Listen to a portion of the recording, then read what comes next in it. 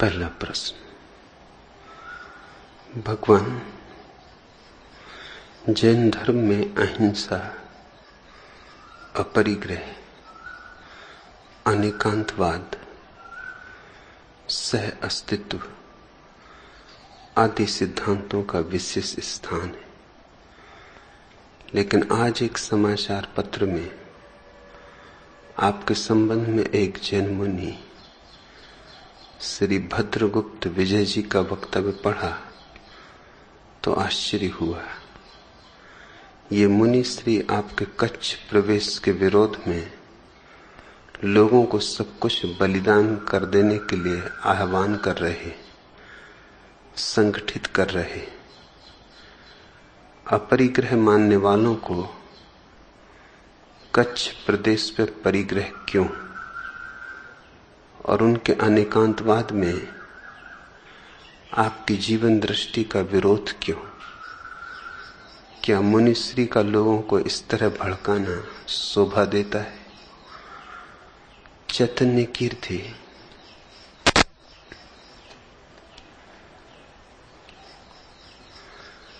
जिन धर्म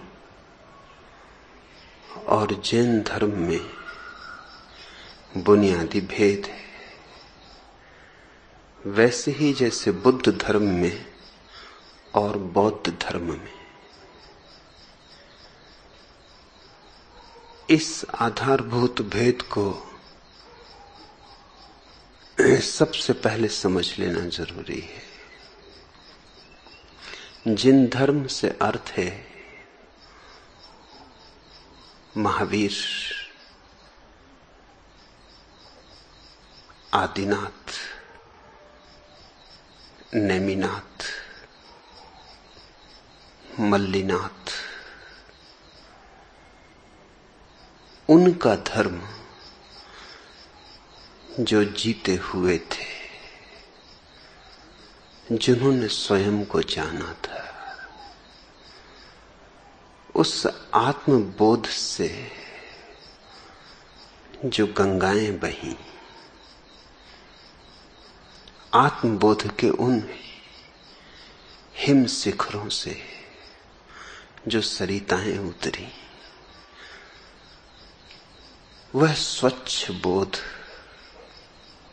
जिन धर्म, बुद्ध ने जो जाना, जागकर जो पहचाना, जिया और कहा, वह बुद्ध धर्म। लेकिन जैन धर्म तो पंडितों की ईजाद है, वैसे ही जैसे बौद्ध धर्म पंडितों की ईजाद है। न तो जाना है, न जागे, न जिया है,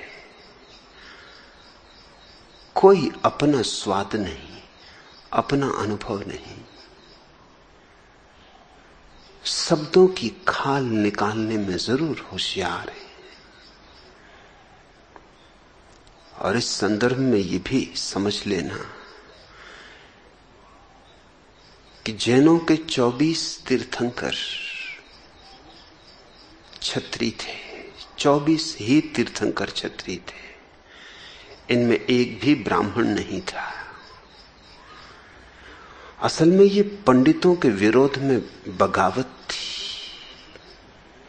ये ब्राह्मणों के प्रति विद्रोह था। ये वेद के क्रियाकांड, शास्त्रीयता, शाब्दिकता,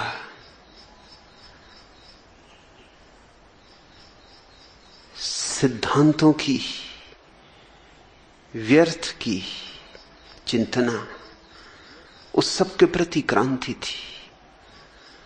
तलवार के धनियों की,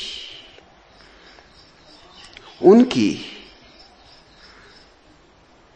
जिन्हें ये शब्द अर्थपूर्ण नहीं मालूम पड़ते थे, जो तो अनुभव को ही एकमात्र अर्थ जानते थे। ये क्षत्रियों की बगावत थी। इसलिए 24 तीर्थंकर जैनों के क्षत्रिय हैं। मगर मजे की बात यह है कि महावीर 24वें तीर्थंकर ने, जिन्होंने कि जिन धर्म को ठीक रूपरेखा दी, आधारशिला दी, परिभाषा दी, उनके 11 ही प्रमुख शिष्य, उनके गणधर सब ब्राह्मण थे।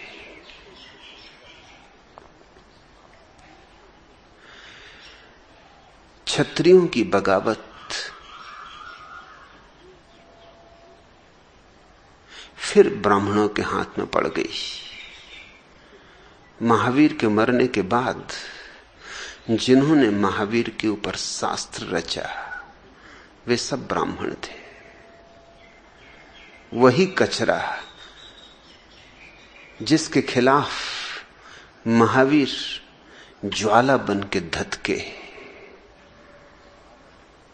फिर लौट आया, पीछे के द्वार से वापस आ गया। ये गणधर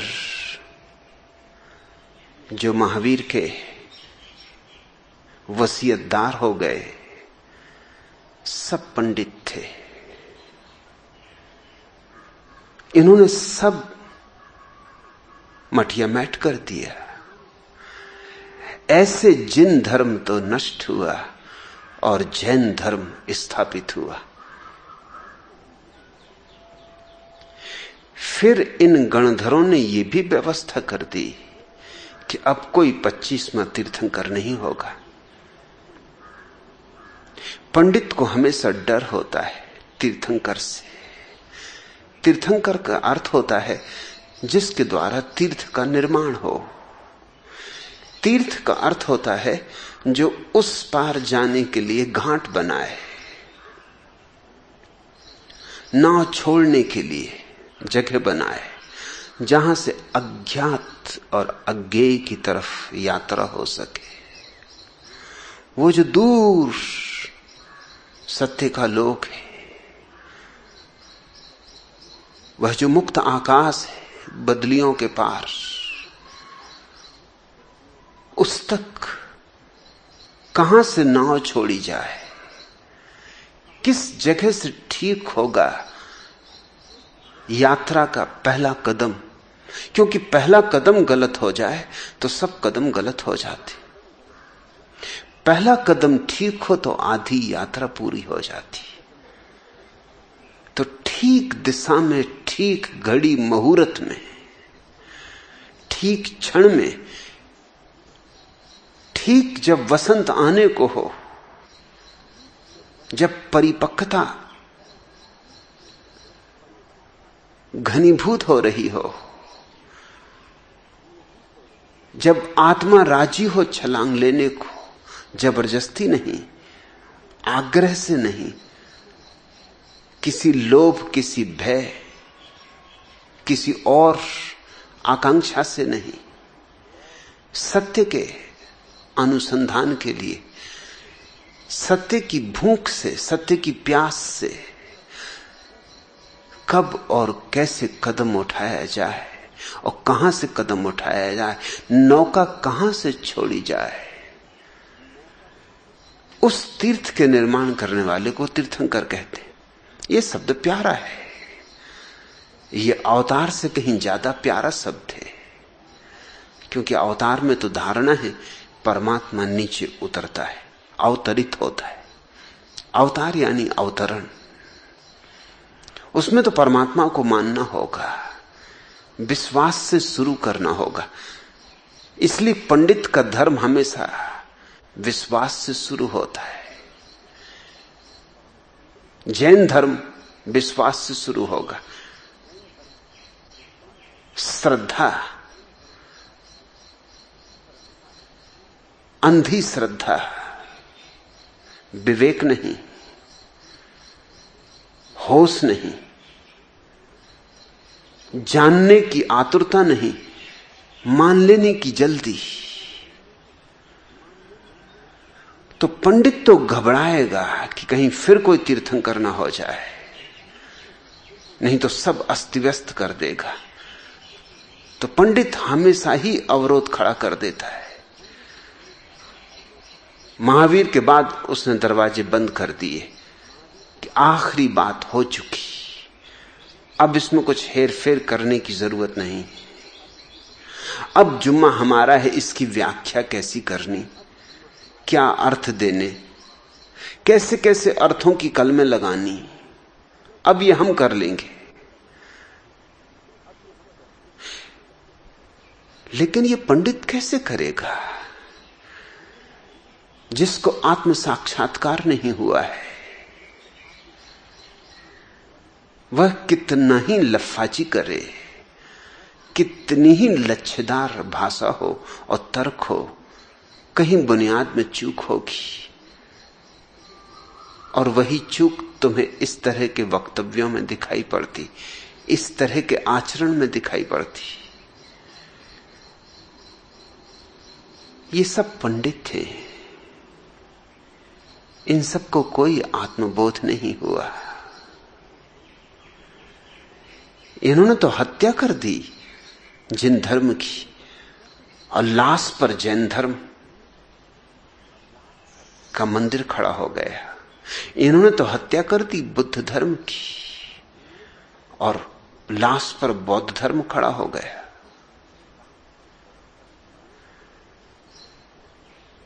और ये सारे धर्मों के साथ हुआ,